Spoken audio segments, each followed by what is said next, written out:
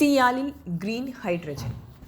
പൂർണ്ണമായും സൗരോർജ്ജത്തിൽ പ്രവർത്തിക്കുന്ന ലോകത്തെ ആദ്യ വിമാനത്താവളമായ കൊച്ചി അന്താരാഷ്ട്ര വിമാനത്താവള കമ്പനി ഹൈഡ്രജൻ ഉൽപ്പാദന രംഗത്തേക്കും. ലോകത്ത് ആദ്യമായാണ് ഒരു വിമാനത്താവളത്തിൽ ഗ്രീൻ ഹൈഡ്രജൻ പ്ലാന്റ് സ്ഥാപിക്കുന്നത്.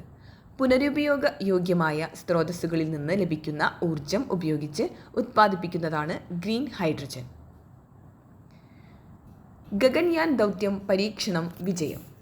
മനുഷ്യനെ ബഹിരാകാശത്തെത്തിക്കുന്ന ഗഗൻയാൻ ദൗത്യത്തിനുള്ള വിക്ഷേപണ വാഹനമായ LVM-3 റോക്കറ്റിൻ്റെ ക്രയോജനിക് എഞ്ചിൻ പരീക്ഷണം വിജയകരമായി പൂർത്തിയാക്കി. ക്രയോജനിക് എഞ്ചിൻ്റെ അവസാന ഗ്രൗണ്ട് ക്വാളിഫിക്കേഷൻ പരീക്ഷണമായിരുന്നു ഇത്. വിക്ഷേപണ വാഹനത്തിൻ്റെ ക്രയോജനിക് ഘട്ടത്തെ ശക്തിപ്പെടുത്തുന്നതാണ് ക്രയോജനിക് എഞ്ചിൻ. ബാഫ്റ്റയിലും മിന്നി ഓപ്പൺഹൈമർ. അണുബോംബിൻ്റെ പിതാവ് റോബർട്ട് ഓപ്പൺഹൈമറുടെ ജീവിതം പറഞ്ഞ ഓപ്പൺഹൈമറിന് ബാഫ്റ്റയിലും പുരസ്കാരത്തിളക്കം.